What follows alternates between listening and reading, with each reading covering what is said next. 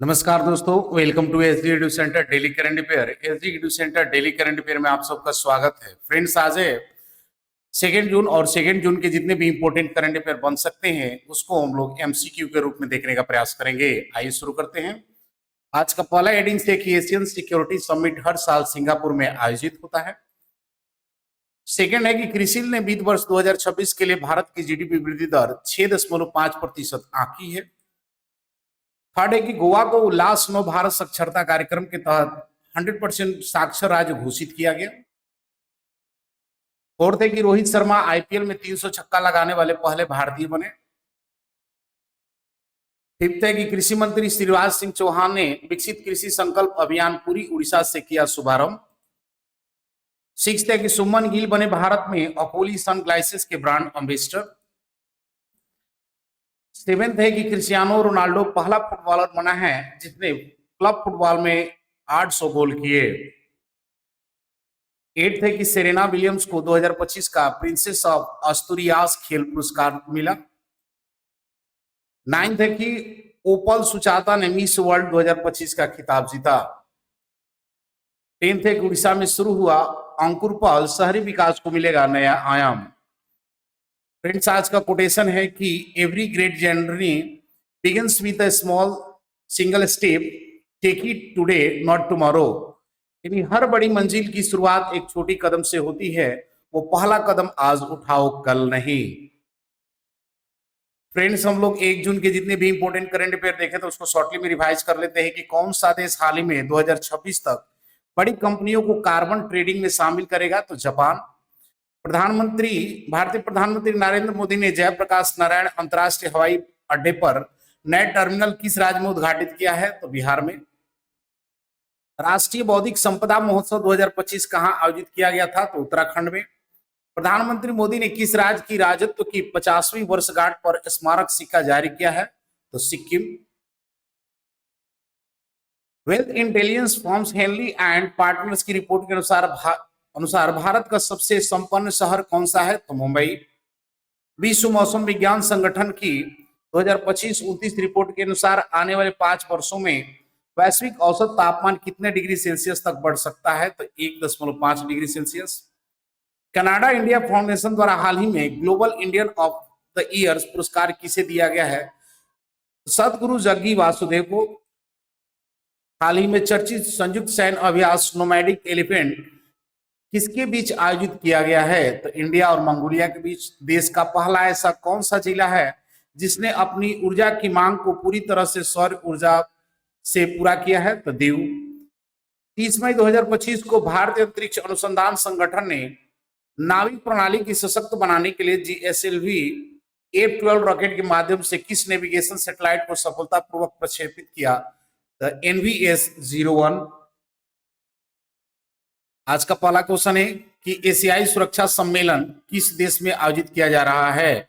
यानी in which country is the ASEAN security summit begins organized? Option A Singapore, option B India, option C Malaysia और option D Thailand. तो इसका सही answer friends कि Singapore में एशियाई सुरक्षा सम्मेलन का आयोजन किया जा रहा है। देख लेते हैं इसके कुछ एडिशनल इंफॉर्मेशन को कि एशियान सिक्योरिटी समिट, जिसे सांग्री ला डायलॉग भी कहा जाता है, हर साल सिंगापुर में आयोजित होती है। यह सम्मेलन सिंगापुर के सांग्री ला होटल में आयोजित होता है और इसे international institute for strategic studies यानी IISS और सिंगापुर सरकार द्वारा मिलकर आयोजित किया जाता है।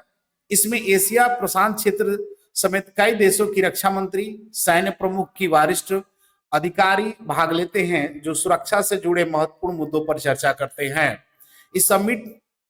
यह समिट 2002 से लगातार सिंगापुर में आयोजित हो रही है, जिसे सिंगापुर इसका अस्थायी मेजबान है। नेक्स्ट क्वेश्चन है कि हाल ही में रेटिंग एजेंसी क्रिसिल्स ने वित्त वर्ष 2026 में भारत की जीडीपी वृद्धि दर कितने प्रतिशत अनुमानित की है? यानी recently what percent of the Indian GDP growth rate has been estimated by rating agency Crisil's in the financial year 2026? Option A 6.2, option B 6.9, option C 6.5 और option D none of this. तो इसका सही आंसर फ्रेंड्स कि 6.5% जो है क्रिसिल्स ने भारत की GDP की दर को अनुमानित किया है। यानी वैश्विक वैश्विक रेटिंग एजेंसी क्रिसिल्स ने हाल ही में वित्त वर्ष 2026 के लिए भारत की जीडीपी वृद्धि दर 6.5% रहने का अनुमान जताया है। यह अनुमान घरेलू खपत में सुधार, स्वास्थ्य, कृषि वृद्धि, महंगाई में कमी और अनुकूल मौद्रिक नीति जैसे कारकों पर आधारित है। सामान्य से बेहतर मानसून, कच्चे तेल की कम कीमतें और भारतीय रिजर्व बैंक द्वारा दरों में कटौती जैसी स्थितियां भी इस वृद्धि में योगदान देंगी। क्रिसिल ने यह भी कहा है कि वैश्विक व्यापार में अनिश्चितता और अमेरिकी टैरिफ जैसी बाहरी चुनौतियां इस लक्ष्य को प्रभावित कर सकती हैं।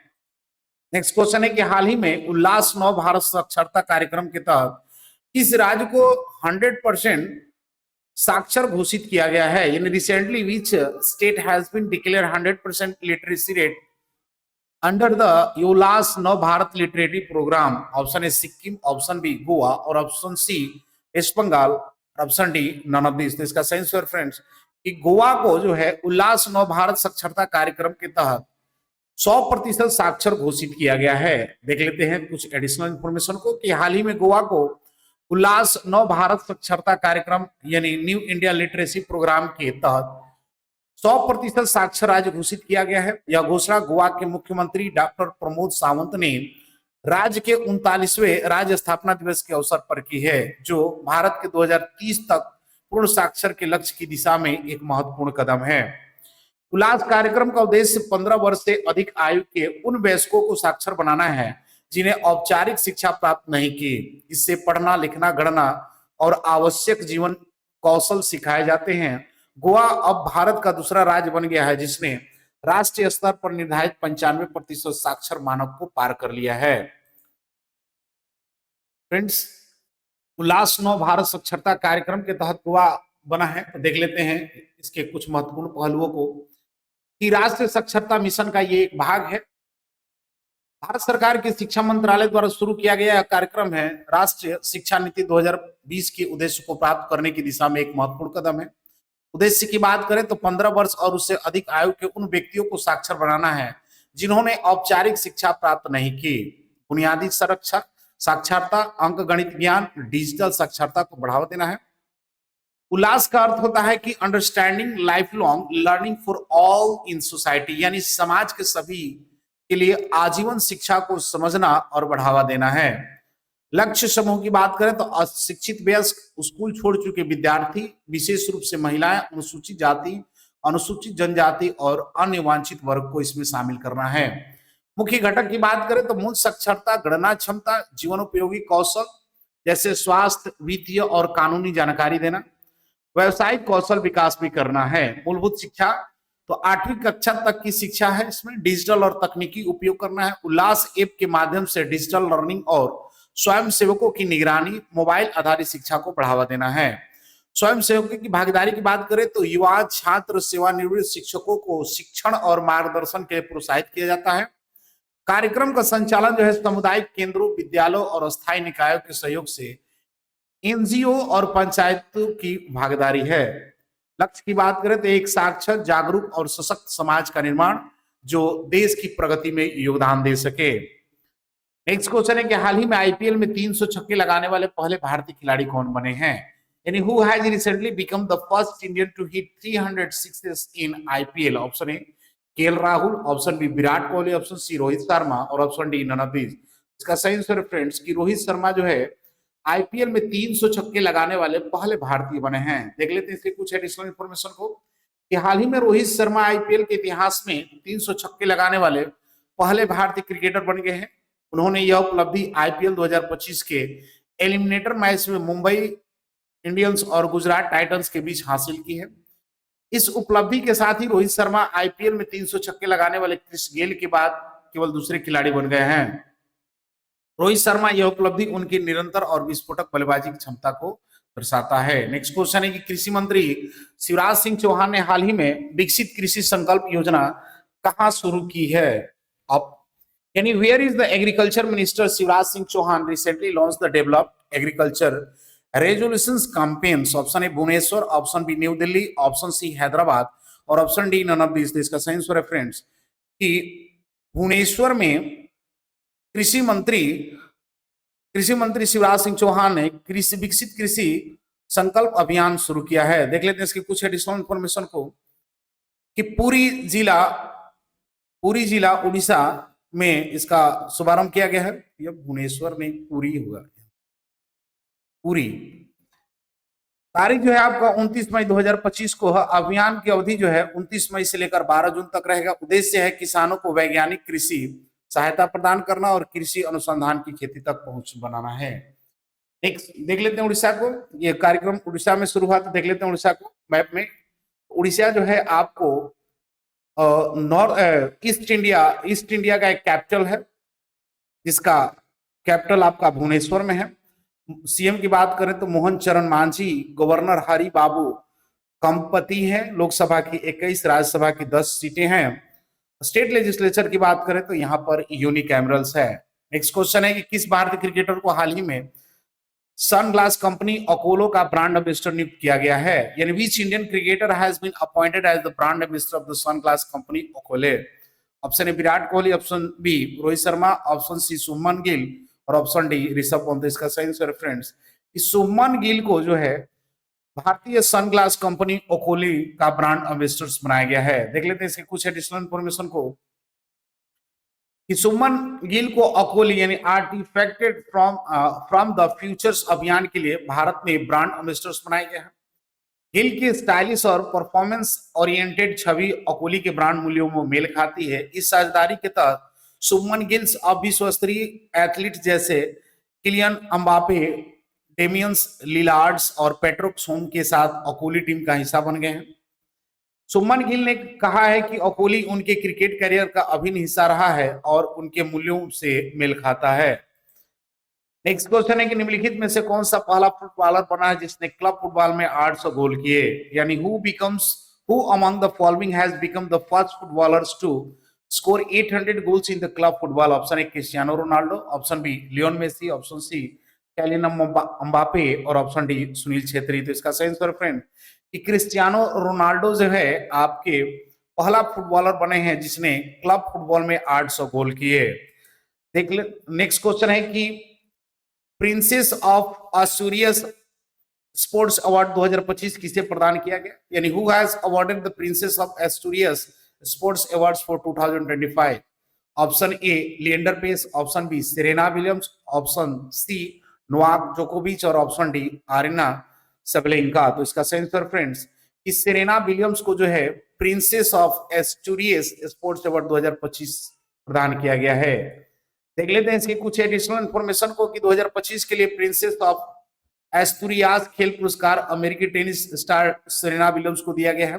सेरेना विलियम्स को यह पुरस्कार उनके शानदार टेनिस कैरियर और खेल व समाज में लैंगिक समानता के लिए उनके योगदान के लिए दिया जाता गया है। उन्होंने अपने कैरियर में 73 सिंगल खिताब और 23 ग्रैंड स्लैम जीते, साथ ही 4 ओलंपिक स्वर्ण पदक भी हासिल किए हैं।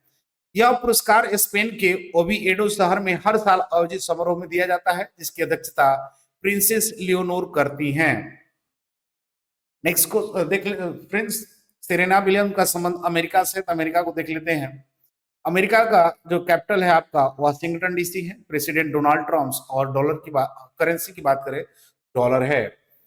नेक्स्ट क्वेश्चन है कि हाल ही में मिस वर्ल्ड 2025 का खिताब किसने जीता? यानी who has recently won the title of Miss World 2025? Option है Nandini Gupta, option B Opal Suchata, option C Hasset Dereje और option D none of this. तो इसका सही आंसर फ्रेंड्स कि ओपल सुचाता जो है मिस वर्ल्ड 2025 का खिताब जीता है। देख लेते हैं इसके कुछ एडिशनल इंफॉर्मेशन को कि मिस वर्ल्ड 2025 का खिताब थाईलैंड की ओपल सुचाता चुआंगस्त्री ने जीता है। यह प्रतियोगिता हैदराबाद भारत में आयोजित किया गया था।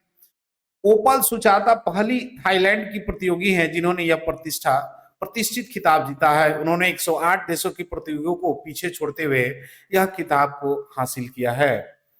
नेक्स्ट क्वेश्चन है और आज का अंतिम क्वेश्चन है कि हाल ही में अकुर पहल किस राज्य में शुरू की गई? यानी which state has the Ankur initiative been started recently? Option A Rajasthan, option B Jharkhand, option C Orissa और ऑप्शन डी पंजाब। तो इसका सही आंसर फ्रेंड्स कि उड़ीसा में अकुर पहल की शुरुआत की गई है। देख लेते हैं इसके कुछ एडिशनल इंफॉर्मेशन को। पहल का नाम है Atal network for knowledge urbanisation and reform यानी अंकुर। शुभारंभ उड़ीसा के भुवनेश्वर में किया गया। उद्देश्य जो है वो समावेशी, सतत और नवोन्मेषी शहरी विकास को बढ़ावा देना है। प्रमुख स्तंभ की बात करें तो क्षमता निर्माण, ज्ञान अनुसंधान, क्रियान्वयन, समर्थन और नवाचार करना है। प्रमुख उपस्थिति की बात करें तो उड़ीसा के शहरी विकास मंत्री कृष्ण चंद्र महापात्रा और सचिव उषा है।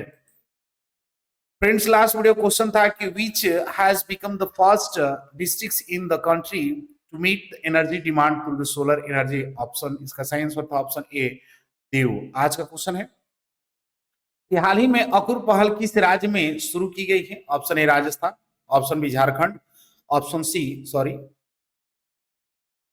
सी उड़ीसा और ऑप्शन डी पंजाब। फ्रेंड्स, इसका आंसर कमेंट बॉक्स में जरूर दें। मिलते हैं अगले वीडियो में, तब तक के लिए जय हिंद।